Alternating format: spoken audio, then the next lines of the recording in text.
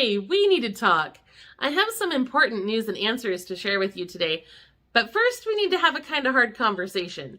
Somebody, presumably someone from this channel, tracked down the personal information of some of my family members this week and called them looking for me. I'm not happy about that. I'm actually very upset about it. I am very careful with my personal information online. You're not going to find my phone number by Googling my name.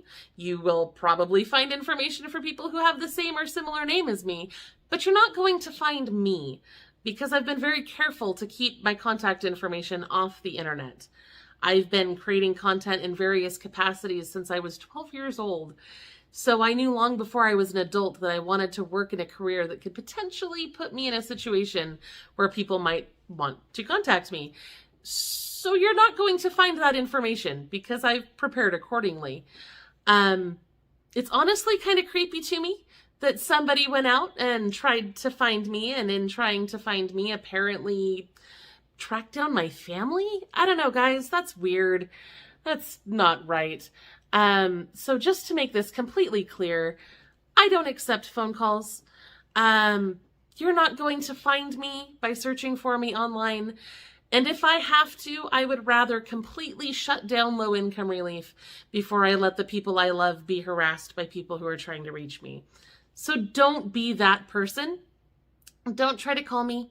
Don't try to track down my relatives. Just don't do that stuff. But if you need to get a hold of me, if you have a question for me, you'll be glad to note that we are onboarding a new community manager this week that will be available to answer your questions here on YouTube and on our various social media pages. Although I do not accept phone calls and I rarely respond to emails, I do encourage you to leave comments here on YouTube and on our social media pages, especially in our Facebook community group. These are all great ways to ask questions and get the help that you need. Our community manager will be able to answer your questions, and any questions that can't be answered, they'll send to me, and I'll make sure that, I respond, and that's how we will get the information to you. But please do not try to get my phone number.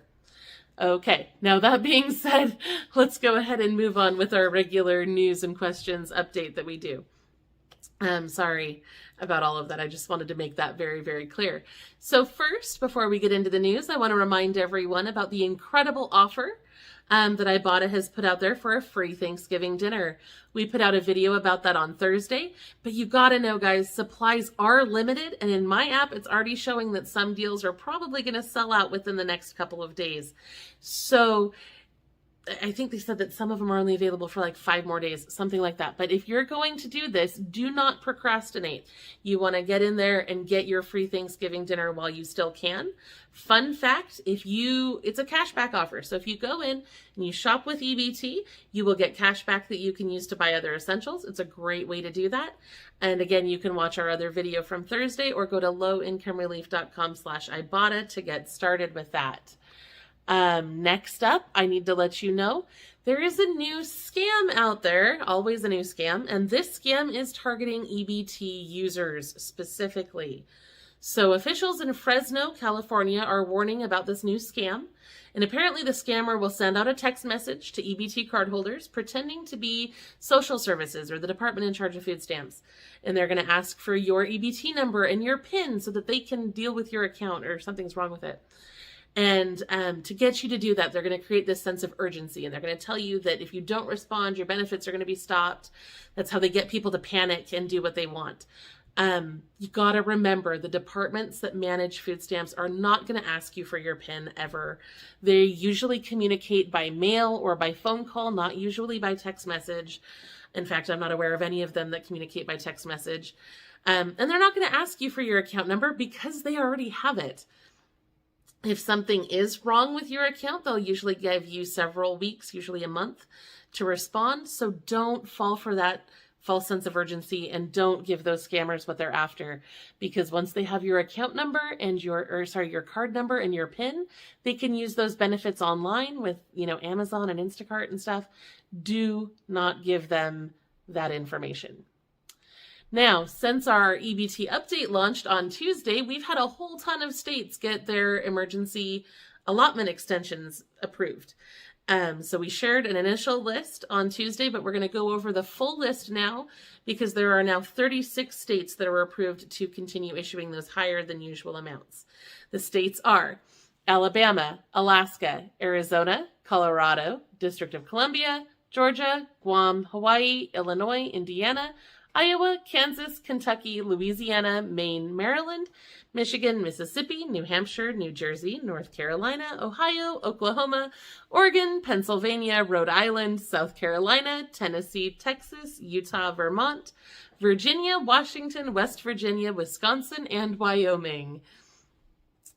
LIHEAP applications are open now in most areas, so please apply soon if you haven't already applied for utility assistance. This program can help you with utility costs, but the program almost always runs out of money before the end of the season, so you'll want to look into that as soon as possible. It's another one of those where you're not going to want to wait. In the news, I've noticed a lot of focus on the digital divide between low-income and high-income households. A recent Pew Research Center study found that only 4 in 10 low-income adults have access to a desktop or laptop computer, and most of them do not own a tablet. Less than half of those surveyed had access to in-home broadband connections. On the flip side, obviously wealthier households tend to have a lot of those devices. That's part of the reason why the latest version of the Build Back Better plan, which is still being debated and has not yet been passed, would provide funds for desktops, laptops, and tablets for low-income Americans. The grant program, if it passes, will basically provide the money to local community groups so that they can then distribute those devices to people in their area. I've recently discovered that Bank of America has a community homeownership commitment program that is designed to help low to moderate income people purchase homes. They're offering down payment assistance grants, lender credits, and more. If you're looking into buying a home, you may want to look into that. Again, it's the Bank of America Community Homeownership Commitment Program. Veterans Day is coming up on Thursday, and we have a list of free Veterans Day meals and discounts on our website at lowincomerelief.com/veterans-day. In state-by-state news, we have some exciting updates as well. In Massachusetts, a new law requires schools and school districts to begin universal free breakfast and lunch for all students in areas where the majority of students meet low-income criteria. The law ensures that students cannot be denied meals as a punishment or disciplinary measure, and that students cannot be denied non-fee-based activities simply because they owe money for meals. Schools cannot withhold grades, transcripts, report cards, or graduation due to meal debt either. In Mississippi, the state has finally issued p-ebt benefits for the 2020-2021 school year. Benefits for summer 2021 were issued in October, and these new benefits should be sent to the same card that was received at that point. The new funds are only being sent to students whose schools were either all online or operating on a hybrid schedule during that period. In Tampa, Florida, an apprenticeship program called Apprenticeship to Career Empowerment, or ACE, is looking for 18 to 24-year-olds. Participants will earn $15 an hour while working toward a certification in their career field. In order to be eligible, you must meet the age requirements, live in Hillsborough County, and be authorized to work in the United States. Preference is given to those who are aging out of foster care, escaping human trafficking, or who are from low-income households. For more information about that, you'll want to contact Career Source Tampa Bay. Also in Florida, Osceola County leaders have created new rules for motels and hotels that have basically turned into low-income housing. County leaders say that they're hoping to improve the quality of life for the people staying there by mandating that these places now provide recreation space, bus stops, and all sorts of other amenities. Owners of those motels are saying that they're going to have to raise prices to make those adjustments. This is a difficult situation for people on all sides, so if you are in the area and living in a hotel or motel and you're affected by this, you may want to reach out to your landlords and local county leaders for more information. Now let's answer some of your questions.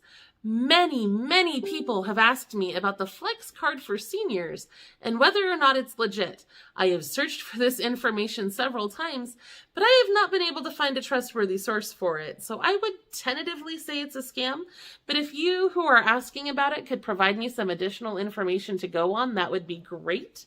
Because Flex cards are typically part of healthcare plans. They're usually flexible spending for healthcare plans.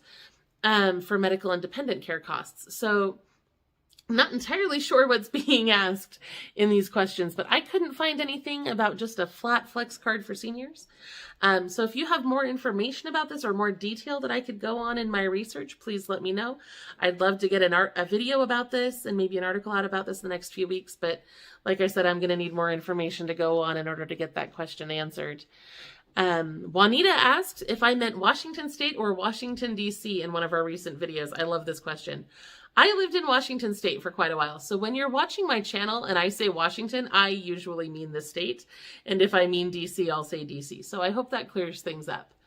A few people have asked about getting their utilities turned back on after they've been disconnected. LIHEAP is a great way to go for that. The Emergency Rental Assistance Program can also help with utilities if it's still going in your area, and 211 should be able to help you find organizations in your area that can help get utilities back on. That's all I have for you this week. Thank you for watching. I'll be back next week with more ways that you can save.